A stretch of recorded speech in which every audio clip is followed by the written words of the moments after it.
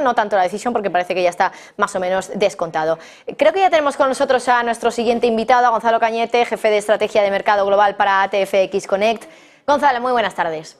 Hola Marta, ¿cómo estáis? ¿Qué tal? Buenas tardes. Bueno, Gonzalo, dato que no sorprende, o por lo menos en la anual, se queda tal cual clavado en lo que se esperaba, 3,4 para la general, 3,7 para la subyacente.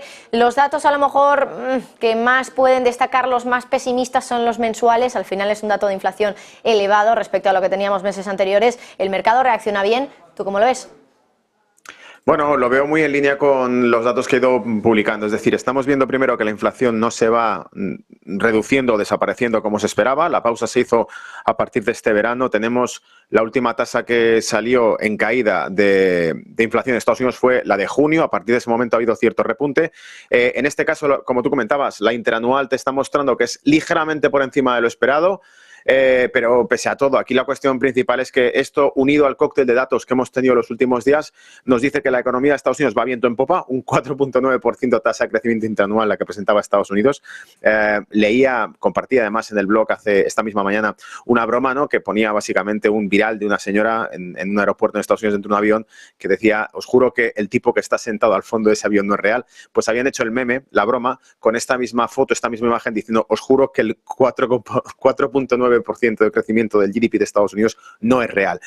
Quiero decir con todo esto que los datos son extremadamente buenos en la economía estadounidense, una tasa de paro por debajo del 4%, una tasa de crecimiento increíblemente buena, con una Europa que se cae a pedazos a nivel macro, y sin embargo la tasa de inflación, pues bueno, este repunte preocupa poco. ¿Por qué? Porque si juntamos que los datos de crecimiento y los datos de empleo de Estados Unidos siguen mostrando mucha fortaleza, veíamos la semana pasada las ventas minoristas de Estados Unidos mejor de las esperadas, los subsidios de desempleo mejor de los esperados, hay muchísima fortaleza y esto deja bastante cancha para que la política monetaria de Estados Unidos pueda incluso ponerse más severa si fuese necesario. Por eso no creo que preocupe mucho al mercado este dato de inflación, porque lo que debería preocupar más son las variables positivas que está dando la economía americana. ¿Y por qué debería preocuparlas? Porque cuanto más mejores y más fuertes sean los datos de la economía estadounidense, más probabilidades hay de que la liquidez se vea reducida a base de una política dura. No hay que olvidar que el objetivo es el 2% de tasa de inflación y que, como he dicho al principio, desde junio ha repuntado esa tasa de inflación. Por lo tanto, estamos en el mejor de los escenarios en una inflación estancada, como la propia Reserva Federal preveía, que era que esta inflación se quedase aquí en el largo plazo y que para finales del año que viene, 2024, todavía estuviese por encima del 2%. Todo apunta en esa dirección y, por lo tanto, creo que el contexto en general no cambia para nada el panorama. A nivel de gráficos, lo que veo es que tenemos un Standard & Poor's que está rebotando ligeramente, pero ese rebote más bien viene por un pullback natural que está teniendo por la caída masiva que tuvo ayer cuando perdió los 4.200 puntos.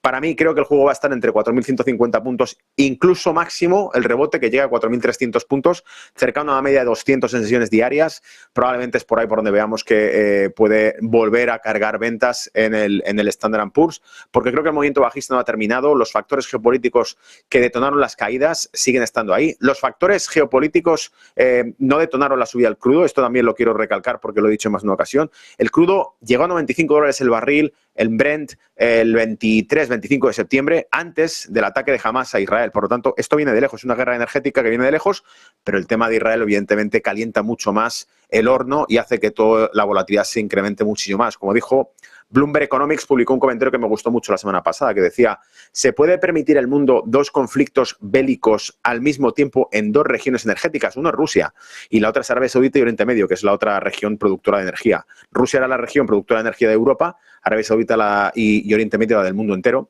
y como vemos, cuanto más se aproxima esto, más probabilidades hay de que venga nueva inflación si el precio del crudo se dispara, porque se encrudece el conflicto entre Israel y Hamas, que ya se está escalando sencillamente por el despliegue militar que está haciendo Estados Unidos en la zona. Indica que el problema no es Gaza, sino que es algo bastante más gordo, porque si no, no habría este despliegue. Los ataques selectivos que ha hecho sobre posiciones de grupos simpatizantes o pro-iraníes en Siria y en Irak muestran ese indicio. Reuniones de la semana pasada entre Irán y Rusia. En fin, Marta, no quiero tampoco apabullar a la audiencia con muchos datos, pero creo que está bastante claro el panorama que estamos viendo.